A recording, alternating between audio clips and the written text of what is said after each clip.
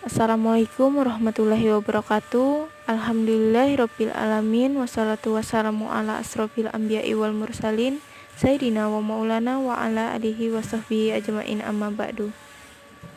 Baik, di sini kami dari kelompok 10 izin mempresentasikan hasil kerja kami yang beranggotakan saya sendiri Marcella dan rekan saya M. Yopi Ardana dengan judul Akad RAN dan Implementasinya dalam Lembaga Keuangan Syariah.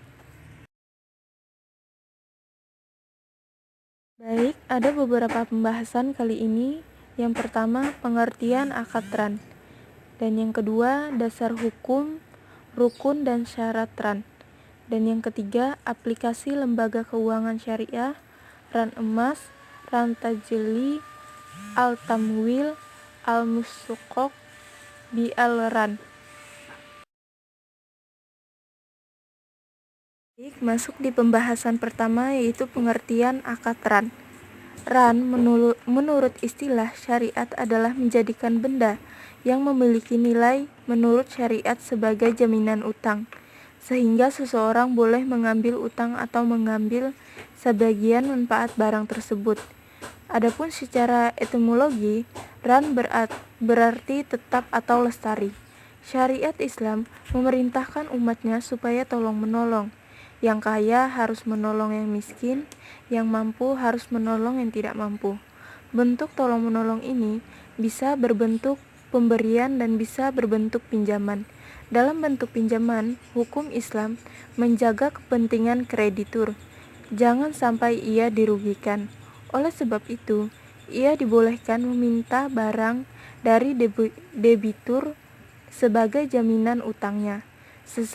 Sehingga apabila debitur itu tidak mampu melunasi pinjamannya, barang jaminan dapat dijual oleh kreditur. Konsep tersebut dalam fikih Islam dikenal dengan istilah RAN. Adapun definisi ar-RAN secara syara adalah menjaminkan utang dengan sesuatu yang bisa menjadi pembayar utang tersebut, atau nilainya bisa membayar utang tersebut. Artinya, menjadikan sesuatu yang bernilai uang sebagai jaminan terhadap utang. Ada beberapa definisi yang dikemukakan oleh ulama fikih. Ulama mazhab Maliki mendefinisikan RAN sebagai harta yang oleh pemiliknya dijadikan jaminan utang yang bersifat mengikat. Ulama mazhab Hanafi mendefinisikan RAN dengan menjadikan sesuatu barang sebagai jaminan terhadap hak piutang yang mungkin dijadikan sebagai pembayaran hak piutang tersebut, baik seluruhnya maupun sebagian. Sedangkan ulama mazhab Syafi'i dan mazhab Hanbali mendefinisikan RAN dalam arti akad, yaitu menjadikan materi barang sebagai jaminan utang yang dapat dijadikan pembayar utang apabila orang yang berhutang tidak bisa membayar hutang itu. Selanjutnya, dasar hukum RAN. Al-Quran Surah Al-Baqarah ayat 283 yang berbunyi, A'udzubillahiminasyaitonirrajim. Bismillahirrahmanirrahim. Wa in kuntum ala syafari wala lam tajidu katiban farihamu maqbuda wa in amina ba'dukum ba'dan faliyu adilillazi tumina amanatahu wal yataqiluha rabbah wala taktumus syahada wa ma yaktum hafa innahu sami'u qalbu wallahu bima ta'malun alim. Sadaqallahul azim. Artinya, dan jika kamu dalam perjalanan sedang kamu tidak mendapatkan seorang penulis, maka hendaklah ada barang jaminan yang dipegang. Tetapi jika sebagian kamu mempercayai sebagian yang lain, hendaklah yang dipercayai itu menunaikan amanatnya, utangnya, dan hendaklah dia bertakwa kepada Allah Tuhannya. Dan janganlah kamu menyembunyikan kesaksian, karena barang siapa yang menyembunyikannya, sungguh hatinya kotor dan berdosa. Allah Maha mengetahui apa yang kamu kerjakan.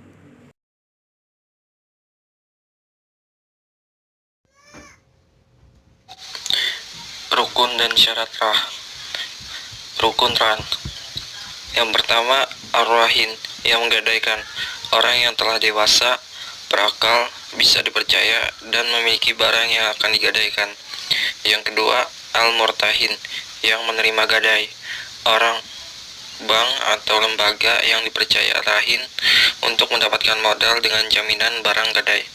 Yang ketiga, al-murhan, atau ran, barang yang digadaikan, barang yang digunakan rah untuk dijadikan jaminan dan mendapatkan hutang. Yang keempat, al-marhun bih, atau hutang, sejumlahnya dana yang diberikan murtahin kepada rahin atas dasar besarnya tafsiran marhun.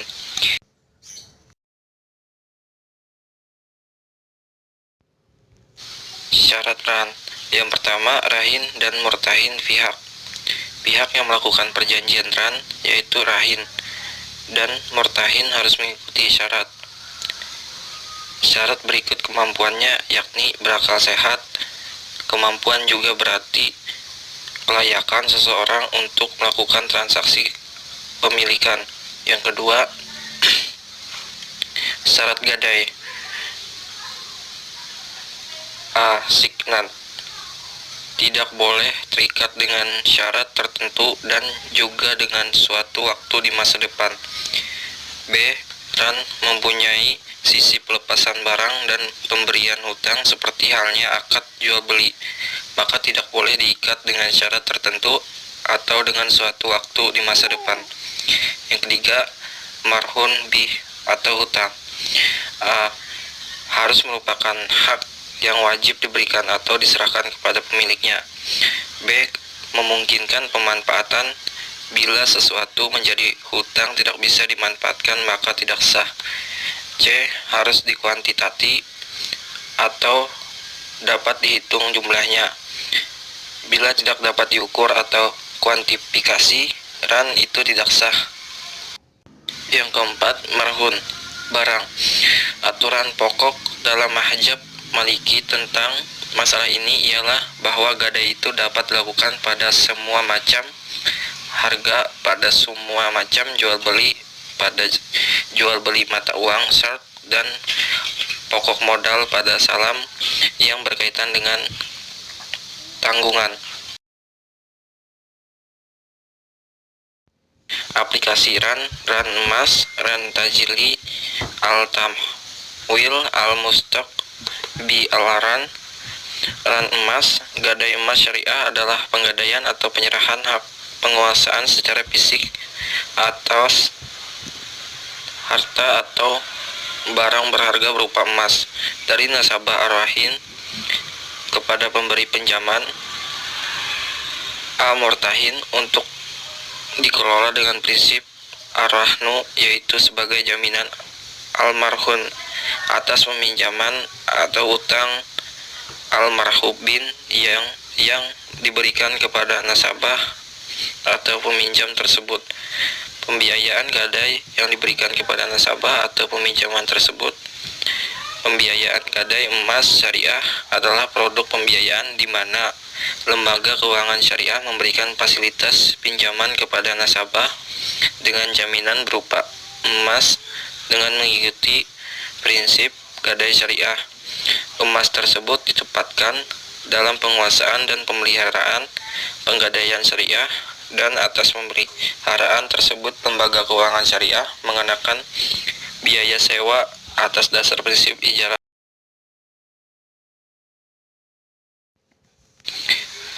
Ran tajli.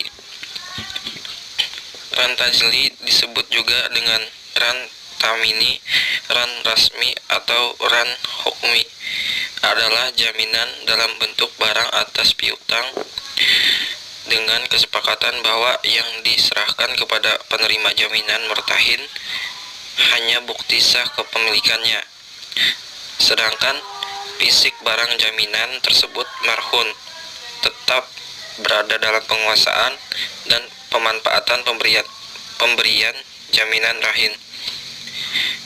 Ran al-tahwin al-maksud bil arwan, ran al-tamwil al-maksud bil arwan disebutkan bahwa akad ran dapat disertakan di dalam akad-akad pembiayaan yang diatur dalam fatwa tersebut. Pada ketentuan kedua, yakni ketentuan hukum, disebutkan bahwa semua bentuk pembiayaan dan penyaluran dana lembaga keuangan syariah. Baik, sekian presentasi dari kami. Mohon maaf jika ada salah kata. Wabillahi taufiq wal hidayah. Wassalamualaikum warahmatullahi wabarakatuh.